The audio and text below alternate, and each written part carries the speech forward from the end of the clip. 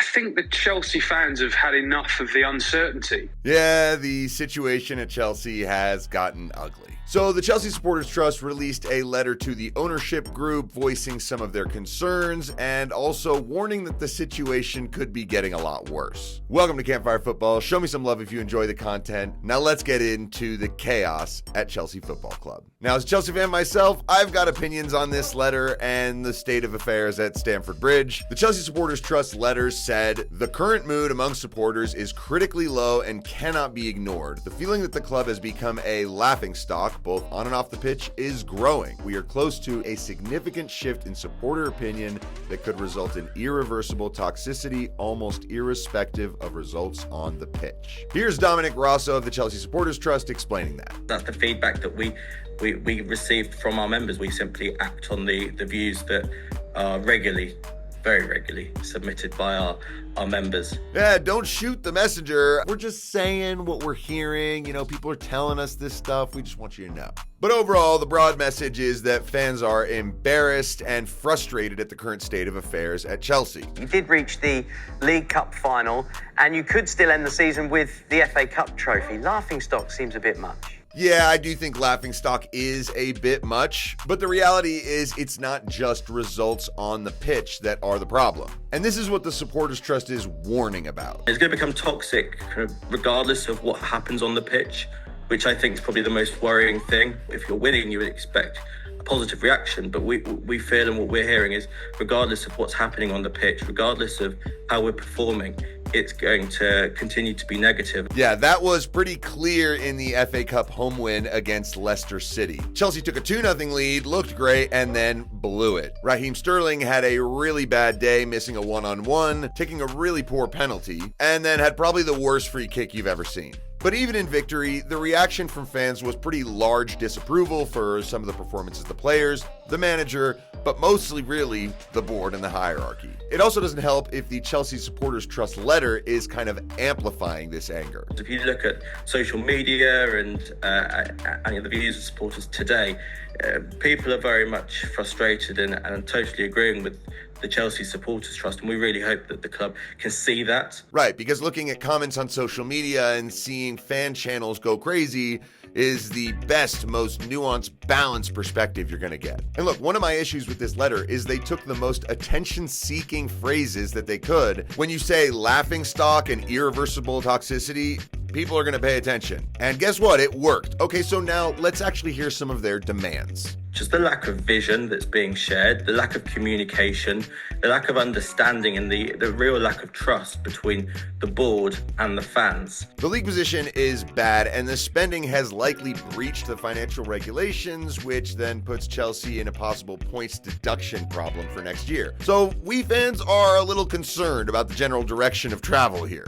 And obviously a lot of people would like some reassurances from the hierarchy. Look, it is tough watching Chelsea this season. And they go through the gates at Stamford Bridge every week, and they do not know from one week to the next what that team is going to produce. It's consistent only in its inconsistency. It's also true that Todd Boehly seems to spend more time talking at like corporate conferences than he does addressing the fan base directly, and that's not a good look. And some of the things he says, they really don't help him. Either because they're just like so American in their nature, like talking about an all-star game. It made Chelsea a laughingstock. Or because they're just kind of vague and they just lack any kind of gusto. I think there's a lot that we've learned about the different markets, the global aspect of it all. You want an owner to be out there being like excited about the club. As you said, the fans are demanding and, they want to win. And we get that. We want to win. But Todd Boehly and Ben Agbali are not those types of guys, so it does leave fans wanting more. But there is another irony here, and that's that Chelsea fans should be used to silence from above. They never heard from the past owner. Abramovich barely did an interview, I think, in 20-odd years of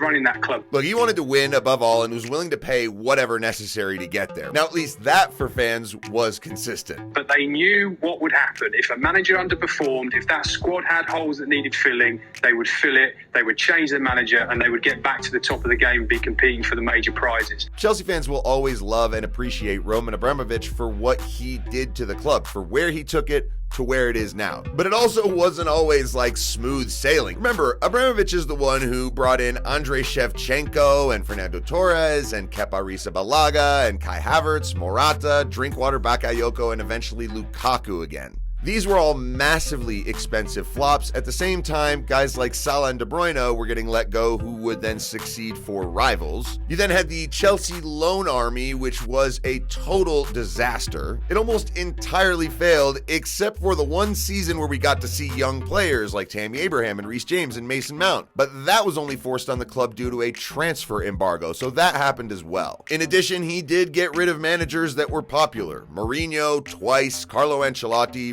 Roberto Di Matteo after winning the Champions League, and they were all replaced by guys who people didn't like Avram Grant, Rafa Benitez, or Maurizio Sarri. Now, the transition to power was never really gonna be smooth. The owners were gonna do things their own way. The problem is they came in with such a scattergun approach in the first year, and that really is the main source of the concern. This emphasis on buying young players and then putting them on 7 or 8 year contracts, a gamble that is very unusual in the football world. You had Gary Neville saying that Todd Boehly was out there playing football manager. So fans can absolutely be concerned about some of the risks the owners have taken here. But they can't say these people don't care about success. I mean, you don't put down this kind of cash to fail. The bottom line is your team isn't performing very well, and it needs to perform better. And you think the ownership model doesn't know that? They're the ones that spent £2.5 billion on the bloody thing. Look, I don't think the club actually need to outline all their strategies for the future, their short to medium to long-term plans. They've got to make some big calls on recruitment in the next year and make sure that they find a way to balance the books. But there is the issue of developing a deeper trust and bond with the fans, and that was one of the main issues that the Supporters Trust letter was about. They said when you began your stewardship of Chelsea FC, you communicated to supporters that you would look to grow every commercial revenue stream and double the income, and that only once all commercial revenue streams were exhausted would the club hit the pockets of supporters.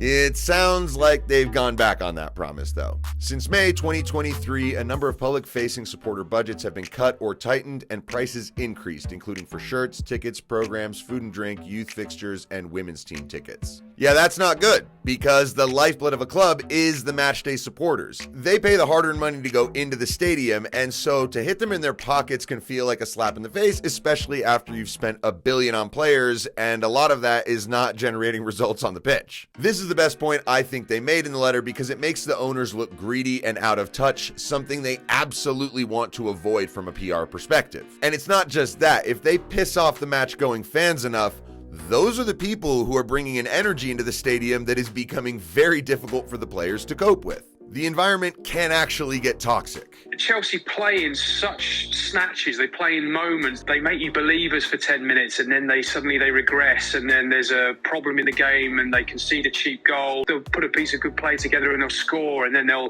win a penalty and then Sterling will miss it, and you kind of don't really know what you're going to get next. But there's a simple reason for this. Look, it is a brand new team. There's only 2 members from the Champions League triumph a few years ago, and that's Reece James and Ben Chilwell. And there is major frustration that surrounds Raheem Sterling. It's Sterling for 2, and it's saved. He's got to go! He has to go! Him off!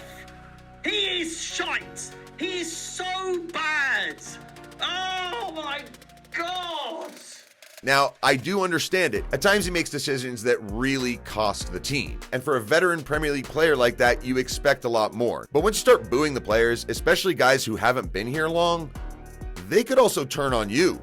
Yeah, and I don't think it was just Sterling who was surprised by that. I think a lot of his teammates have come out in support of him on social media, and I think that they feel now there's almost an us against them mentality when it comes to the dressing room and the fans, and that's never a healthy place to be. Yeah, I don't think it would be a good thing for the players to start to feel like the fans don't back them, because they'll just want to get out of the club at some point, or they just won't really perform and won't care. But my opinion is there have also been positive signs. Caicedo, Mudryk, Jackson, Cucurella, they've all improved, and Cole Palmer is genuinely a sensation. Then on top of that, there's numerous players injured like Nkunku, Reece James, Wesley Fofana, Romeo Lavia, who we've seen for literally 10 minutes this season. These factors have to come into consideration, but the club club isn't going bankrupt. They aren't getting relegated. So for me, I think patience really is the key for Chelsea fans right now. The best way for all this to be solved is for performances on the pitch to improve. And then what you're going to do when suddenly the team starts winning, go, oh, it's not so toxic anymore. That's all I got. Thanks for stopping by. I'm Sebastian North. This is Campfire Football. Let me know if you enjoyed the video and what your opinions are.